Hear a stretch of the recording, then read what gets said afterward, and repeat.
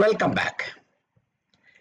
In the last class, we discussed about polarization transfer technique, how we can utilize the polarization transfer technique like INAP to transfer the magnetization from abundant spin to rare spin so that sensitivity of our detection gets enhanced. As a consequence, our experimental time also gets reduced. So I showed with a few examples how the signal intensity was enhanced in many examples in different nuclei also. And also we can adapt this technique for spectral editing like attached proton test and depth experiment, which generally people follow in carbon 13 NMR for identification of carbons based on the number of protons attached to the carbon. So this is another important thing which we discuss. Today I will go to discuss about NOE, another important thing where we can get information about the spatial proximity of the molecules. So if there are two nuclear spins which are in spatial proximity, NOE helps us in getting the information about this information. Okay, about spatial proximity information. Now start with the NOE. What is an NOE? Remember, I discussed about decoupling. What do we do at the decoupling? I can irradiate a particular frequency of one nuclei so that this coupling is broken with the other nuclei. Remember, I told you in the homonuclear case, we take two protons coupled like this. It's a AX spin system. Let us consider weakly coupled. I have to sit exactly at the center of this doublet and keep sending the second radio frequency signal for breaking the coupling of this nuclei with other nuclei. And the power should be such that it should be larger than this coupling set. Then only we can saturate this spin. As a consequence, population difference between this energy states of this spin becomes equal. So this coupled spin will not see this in either of the spin states. It sees the average spin state. As a consequence, it appears as if this proton is not coupled to this proton at all. This was a general homonuclear decoupling sequence which I discussed. So we have to apply decoupling power sufficient enough for the right frequency of the proton, which you have to decouple and then see the effect of it in the other part of the spectrum. This could be both homonuclear and heteronuclear. We discussed. Heteronuclear case, we saw it is a broadband decoupling. The entire carbon will be decoupled at a time with protons.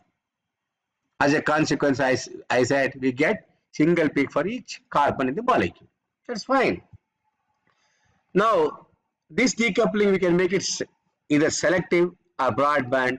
The broadband over the broad range of all the frequencies. That is heteronuclear. Okay, so this is what happens. So this decoupling can be selective or broadband. In the case of proton, it can be selective also. So what we do is diagrammatically, in the homonuclear case, let us say two protons are coupled. I am going to saturate this proton and I will apply RF pulse in such a way I am detecting the signal here. Okay, so I am saturating one of the protons which is coupled to this proton. I will see what is the change here. It could be one spin, two spin, many spins can be coupled here. When I hit this proton, then what happens is whatever other protons which are coupled to it, you see the change in the spectrum there. Okay, the complexity would have reduced. If it is a doublet of, let us say this proton is coupled to this, it will make it a doublet. If this is also coupled to another proton, this makes it a doublet of doublet, let us say. It makes doublet of doublet. Now, when I decouple this proton to this, you know what is going to happen on the spectrum? This will appear like only a doublet because you are breaking the coupling between this and this. Coupling between the proton 2 and proton 3 are retained. That's what happens. So this is selective decoupling you can do to simplify the complexity. This helps us to analyze and interpret the spectrum and also get the structure of the molecule, you know, which is coupled to which is the proton which is neighbor to this proton. Like that, you can keep on getting the structural information. Same thing you can do for the case of heteronuclear. As I said, the entire proton we apply broadband, saturate all the protons in such a way this carbon will never couple to any of these protons. As a consequence, all the carbons appear as a single peak. This is a basically decoupling sequence. Now, there are certain effects of decoupling. which we cannot forget. One effect is disappearance of the multiplet. I told you, let us say 3 protons are coupled. I hit here this proton which is coupled to 2 other proton also. This spectrum gets simplified.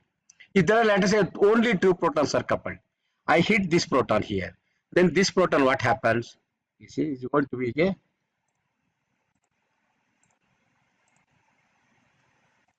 see, there are 2 protons here, which are coupled like this.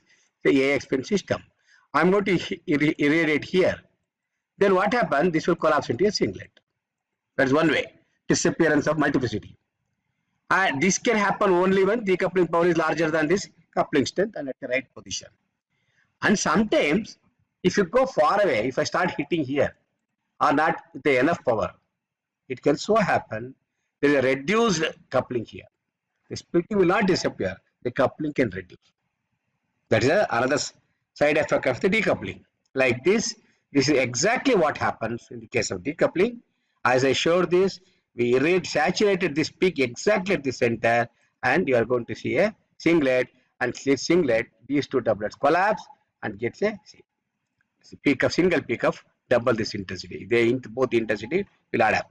This I am irradiating at frequency A. I can also do one thing. I can irradiate here and see this one. This will become a singlet. So that's what happens. And irradiate peak you will not see because it is saturated. Population difference are equal. Okay. Now another side effect of decoupling is there is change in the intensity of the observed peak due to population redistribution. Population can get redistributed and there is a change in the intensity.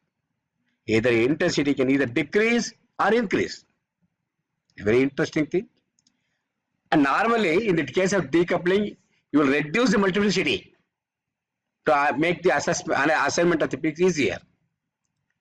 But in some examples of homonuclear decoupling, instead of reducing the peak intensity, the peak intensity will go up. I'm sorry, instead of reducing the multiplicity will go up. You get more peaks than what is expected. Something strange, right? That is called spin tickling. Okay, that is called spin tickling. That is, we will not worry about it. We can also see such type of effects in the end. Spin decoupling. There are several problems with spin decoupling, depending upon the power you apply, the place you are sitting, or it irradiating with the second RF and everything. So a lot of effects can be there. And one of the side effect of that is change in the intensity of the observed peak when you are hitting the other peak. The intensity can increase or decrease. And this is because NOE. This is an effect called nuclear over-observer effect. And for this phenomena to occur, remember, nuclear spin need not be J-coupled. Very interesting thing. This is similar to a decoupling. I can send a second radio frequency weak RF power at the site of one of the nucleus and see the effect on the other nucleus. There can be a change in the intensity of this. It can go up or come down. Incidentally, these 2 spins need not be J-coupled. They can be just close in space. That's enough. And this is one of the things which is called a nuclear over-observer effect. And this NOE we say is positive. There is enhanced intensity. This NOE is negative here if it is a reduced intensity. This can happen. Remember, depending upon where you are going to hit, the amount of power you apply, for the duration of the power you are going to apply, the 2 spins which are not J-coupled also, you can see that when you irradiate one of the peaks with RF power, weak RF power, then what happens is other peak which is in close proximity with this can have a change in intensity. Remember this point very clearly. This effect was prepared by, it was first proposed and observed by nuclear over-observer effect. It is by a person called over-observer in 50s. Some historical development. First, what he observed was, he said if you can saturate a conducting electron, then what happens is that electrons have larger polarization, 1000 times more polarization than nuclear spins. Then what he says is, because of that, the nuclear spins get polarized, 1000 times fold. This was the theory, and it means your signal intensity goes up 1000 times if you saturate a electron and observe nuclear signal. It's a very interesting phenomena, right? And this was even demonstrated experimentally by a person called Carver. And he called this as dynamic polarization, where he hit electron spin. When that was saturated, he observed change in the intensity of the nuclear spin. But later on, there was another person, Solomon, who is responsible for giving the NOE equations, which I'll tell you later. He showed that this form of polarization transfer can occur not only from an electron to nucleus, between two nuclear spins also. You understand? First, it was done on a metal-like thing where hit an electron, we have a lot of unpaired electrons there, and then see the change in the intensity of the nuclear spin. Because the polarization 1,000 times more of electron gets transferred to nuclear spin. But now it is possible to transfer nuclear polarization from one nuclear spin to another nuclear spin by hitting one nuclear spin. So not necessarily electron to nucleus, nucleus to nucleus is also possible. And this type of is called nuclear polarization of means nuclear Overhazer effect, which was demonstrated by Overhazer. This can happen between two nuclear spins also. Now the salient points of NOE. One of the important thing is depends upon dipole-dipole relaxation mechanism. Very important mechanism for relaxation. Remember, very important mechanism for relaxation. There are many ways the spins can relax. You apply a 90-degree pulse, bring the magnetization to x-axis. As I told you, it has to go back. When it goes back, it exchanges energy with the surroundings, and finally, slowly, the energy it has gained, it will give to the lattice and go back and attain thermal equilibrium. There are several mechanisms to achieve that thermal equilibrium. Okay, and dipole-dipole relaxation mechanism is very important for NOE, as far as NOE is concerned. It is a through space interaction. As I told you, spins need not be J-coupled. Okay, and NOE can change the intensity or decrease or increase, and NOE is related to internuclear distance and molecular motion. Very important thing. NOE depends upon distance between two nuclei. If the nuclear spins are far away, even if you disturb this nuclear spin, this cannot transfer the polarization directly to it. It is not possible. Okay. So, and also it depends upon the transfer of polarization depends upon molecular motions. How fast the molecules are undergoing motion and what is that motional frequency. All those things come into picture. So there are several points to discuss about NOE. It is a huge topic. So I am not. There are even in NOE, number of NOE experiments can be done. Steady state NOE, transient driven NOE, and in the you can do NOE in the rotating frame called ROESC, ROSE. It's a rotating frame Overhazer effect. Lots and lots of things are there. As NOE itself is a very big topic to discuss. So in next one or two classes, this and maybe next class, whatever is possible, I'll give the salient points of NOE. Possibly we will stick to steady state NOE. If there is time, maybe at the end of the course, I'll select a special topics to tell you about ROE, etc. Some interesting topic. But at the moment, we stick to steady state NOE. And NOE enhancement of intensity. I said there's a change in the intensity of this peak that depends on various pathways available for relaxation. I said dipole-dipole relaxation is the dominant mechanism responsible for this NOE. But in that, there are several pathways. How do they relax? What is the pathway that adapts for relaxation is an important concept. And this is the basis and origin of NOE. Remember, NOE depends upon how the spins are relaxing. What is the pathway it is adapting for relaxation, which we are going to discuss now as we go ahead. And it also depends upon the magnetic field at which we are recording the spectrum.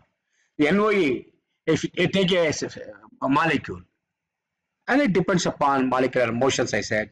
So if it is a very big molecule, with a very small molecule, if you do at low frequency, or if you do at very high magnetic field, the NOE depends on various factors. So it does not depend upon simply they do an experiment like decoupling, send a radio frequency signal and see the change. It cannot happen so routinely like that. There are several factors governing this. It depends upon the molecule, size of the molecule, and which magnetic field you are shedding, and so based on the Larmor frequency and their molecular mobility, etc. and also the distance between interacting spins. So many factors govern this NOE. Now, one of the important aspects for NOE is a dipolar interaction. Remember, I told you what is a dipolar interaction. The dipolar interaction between two spins has a orientation dependence like this. If I and S spins are interacting, and this is the R is the distance separating them, let us say it is making an angle theta with respect to the magnetic field. Now, we can get the dipolar interaction between these. We can work out and find out taking the magnetic moment of this nuclear spin, magnetic moment of nuclear spin, and get the dipole coupling, everything. Dipolar interaction can be easily studied. But in a given molecule, when there are multiple spins, n number of spins, I have taken only 2 spins here.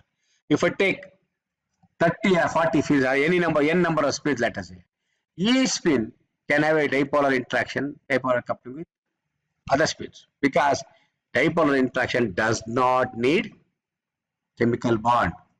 Dipolar coupling is through space interaction. It doesn't demand a J coupling, I mean covalent bond between them.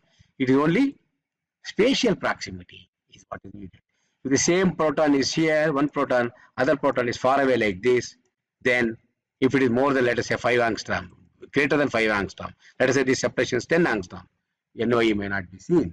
So it depends upon spatial proximity, because it doesn't depend upon only, it doesn't go through covalent bond.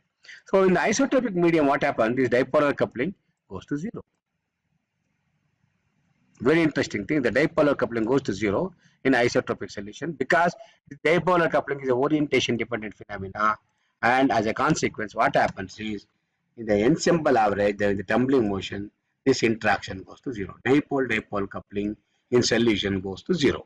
That's what I said. Remember, even in the beginning, for one of the classes, I said the dipolar interaction, dipolar coupling do not exist in solution state because of motional averaging. That's what I said. Exactly, I'm repeating the same thing. Their dipolar interaction is non-existent in solution state. But dipolar interactions are present that will aid the relaxation process. Dipolar coupling may not be visible in the solution state. It is going to help you or help the nuclear spin for relaxing. So it is a dominating mechanism for relaxation. Dipolar interaction is a dominating mechanism for relaxation of the nuclear spins. So it aids in making the nuclear spins to attain thermal equilibrium. Okay. Now, with these salient points, remember I said few things. Dipolar coupling is a orientation dependent interaction and depends upon the internuclear distance, and in the solution state, motional average removes this, and although it is in solution state, dipolar coupling is absent, the dipolar interaction is a dominant mechanism for relaxation. Aids the nuclear spin to relax. When you perturb the nuclear spin by sending a radio frequency pulse, then after some time the spin has to attain thermal equilibrium, and this relaxation process helps in making it to achieve thermal equilibrium. So these are the salient points. Now let us understand what are the relaxation mechanism that are responsible for NOE. Okay. First, consider 2 non-interacting spins I have taken. This we discussed already a couple of times. We have only 2 spins considering non-interacting, and there are only 4 possible energy states, right? And 4 possible transition, 2 for A and 2 for X. This is what we observed. The 2 transitions of A and 2 transitions of X are overlapping in an non-interacting spin. Remember, we discussed long ago. So we are getting in a 2 spin systems which are non-interacting, you get like this. But sometimes we can see, I am taking the example of a coupled spin, because for double quantum excitation and detection, spins should be coupled, dipolar or J coupled, doesn't matter, there must be a coupling. Now in these 2 energy states, I observed the transitions are allowed between this and this, because I said what is going to happen? Only changing the magnetic quantum number is +1 or -1 is allowed. I said this to this is not allowed. Remember, this is -1 to +1. Changing the magnetic quantum number between these 2 energy states is +2 or -2 is a forbidden transition. but it can happen. Two spins can simultaneously come from beta to alpha alpha, beta beta to alpha alpha state. This is called double quantum transitions.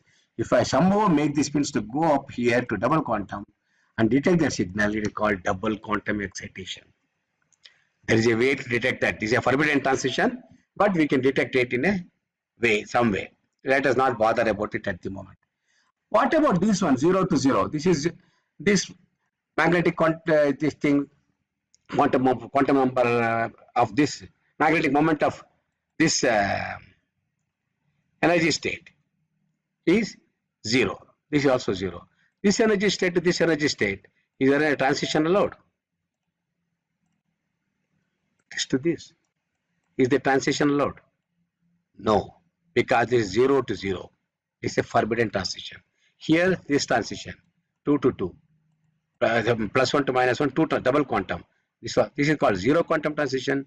This is called double quantum transition, but they are not allowed. Okay, this is the double quantum. This is zero quantum. They are not allowed transitions. But the forbidden NMR as far as the detection of the transition is concerned. Remember my point. Explicitly, I am telling you. For the detection of the transitions, they are forbidden. But they are not forbidden in the context of relaxation. This dipole-dipole interaction is there that can aid in the relaxation of the nuclear spin.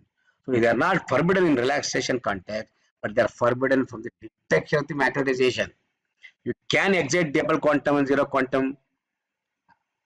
You cannot excite and detect. There's the indirect way of doing, but directly you cannot send a RF pulse and then start detecting the double quantum. They are all forbidden transition, but not for relaxation. That's the point I wanted to tell you.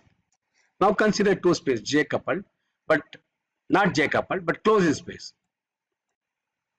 This is a condition for NOE. They need not be J coupled. I told you, no.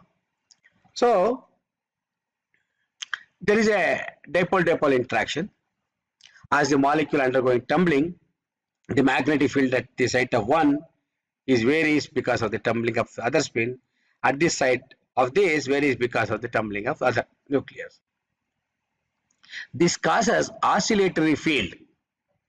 It causes the oscillatory field. The oscillation frequency can be any of them. It can be at W0 or W1 at the Larmor frequency or at twice the Larmor frequency or the difference of the chemical shift. So it can happen.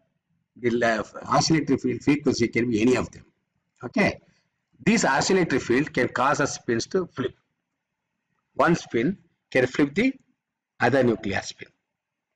Okay. Now let us see what is going to happen here. This W2 to W1 flip is also allowed. This is what is happening here. Before that I wanted to tell you one thing. I have written three terms here. W1, W2 and W0. What are these things? This is the transition probability for single quantum transition. This is called single quantum transition. This is the transition probability for double quantum. This is transition probability W0 for zero quantum. So these are all W transition probabilities. I take it as W's. Now these W transition probabilities are governed by what is called spectral density function and also on the population nuclear spin different energy levels. Very interesting. You see, W is a transitions probability governed by spectral density function and also population. What is a spectral density function? We will discuss later. We are coming to this class or next class itself we will discuss. And also on the population of spins in different energy levels. And the rate of change of population and the change in the intensity of the peaks can be easily calculated. Very easy at all. Okay. See, transition probabilities occur at different frequency. W1 occurs at Larmor frequency. Let us say 500 megahertz is my resonating frequency. The transition probability of single quantum transition is at 500 megahertz. The molecular motions and the vibrations, fluctuating magnetic field that arises is at the Larmor frequency. I can take the fluctuating magnetic field, the random, all these vibrations and whatever the motions you get, all these motional frequencies will be there. You can do the Fourier transformation and get the frequencies. And W1 will be at the larval frequency, and it is fastest. W1 is always fastest at the larval frequency. W2 is interestingly is fastest at some of the larval frequencies of two spins. That is double the quantum, double the larval frequency. This is at larval frequency, this is at larval frequency. You have to add up. So W2 requires frequencies of double the larval frequency. So the transition probability for single quantum is at the larval frequency. Transition probability for the double quantum is at double the larval frequency. For example, the two nuclear spins, you have small chemical shear separation is there, and we are recording at 500 megahertz. And for the nuclear spin to have a dominant relaxation or W2 transition probability, then it will be at 1000 megahertz. The molecular motions and fluctuating magnetic field should generate the frequency of double the larval frequency. Remember, if you generate the frequency of double the larval frequency, that is 1000 megahertz. Whereas, what is W0? W0 is only difference in frequencies. What is difference in frequency? There are two protons. One is at chemical state of 5, other is at 10. Only difference is few hertz. Okay, it's not much. It is only a very small value. So it is of the order of few hertz, few kilohertz. So W0 is at few kilohertz. W1 comes at larval frequency. W2, the probability W2 requires for W2 to undergo, nuclear spin to undergo relaxation through W2, you need 1000 megahertz. Okay, let us see. 1000 megahertz why I said, because I have taken 500 megahertz as the example. Now, I'll do one thing. I'll take two nuclear spins uncoupled, homonuclear. Of course, I'll put them in a magnetic field. So close, there is a dipolar interaction. I can't put two nuclear spins which is far away.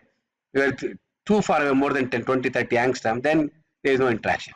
Let us say we have put two uncoupled nuclear spins which have a dipolar interaction that is close in space. Now, for a short time, immediately after you put the sample in a magnetic field, what is the state of our nuclear spins in different energy levels? See, there is no magnetization. Magnetization comes only after you put the sample in a magnetic field and wait for some time. See, outside the magnetic field, they are all randomly distributed. Okay. The energy states are completely degenerate. Now, take the sample, put it in a magnetic field. The degeneracy occurs. Energy states, there is a removal of degeneracy. The degeneracy is completely removed. Whatever the degeneracy was there is removed. Now, the spins have to redistribute within themselves, within their different energy states, according to Boltzmann population, right? It cannot happen immediately. As soon as you put the sample, not that energy separation is there, there is a removal of degeneracy, spins start occupying different energy states and get populated. It takes some time. Okay, the time which requires is called a spin relaxation time. It cannot happen immediately, it requires some time. So, let us say I don't wait. I am very impatient, I don't wait. I put the sample in a magnetic field immediately and see what are the populations. What you will get? All the spins are equally populated. It has not attained Boltzmann population distribution at all. This is called saturated state. Okay, this is called a saturated state. Now if I take this population difference between for any transition A or X, it is 0. That is why there is no signal. When the spins are saturated, you don't get signal. So you cannot get the NMR signal as soon as you put the sample immediately, and within fraction of a nanosecond, if you apply a pulse and see the signal, you may not see the signal. So you have to wait for certain time till the spins attain thermal equilibrium. So wait for a long time. Long means few seconds for the spins to attain equilibrium. It reaches thermal equilibrium. Then what happens?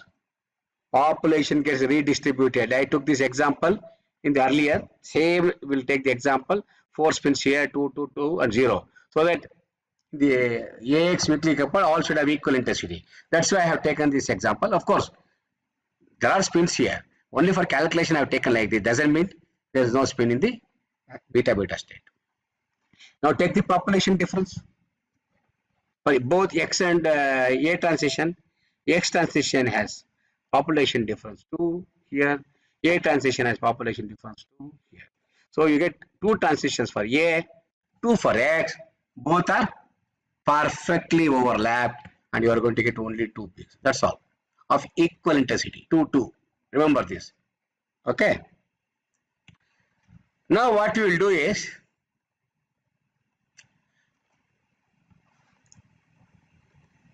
there is a population redistribution and it happens now. Now what I will do is, I am going to saturate one of the transitions here. What I am going to do, I will saturate one of the transitions. Meaning, I will make it exactly equal. Let us say I will take these 4 spins, I put 2 spins here, when I each equate it, saturate it, this will become 3, this will become 3. I do that. I take this thing and take it there. Okay. Saturate. Okay, it should have moved here, doesn't matter. So now we have 3 spins here, and of course, I am not saturating, I'm sorry, I said I'm saturating one transition. No, I am saturating both the transitions. All 8, I am saturating completely A spin. Both the transitions of A are saturated. So this 4, 2 became 3, 3, 2, 0 became 1, 1. Okay. Understand, I am saturating both the transitions of A. Now calculate the population difference of X transitions. What happens? 3 minus 1, 2. 3 minus 1, 2.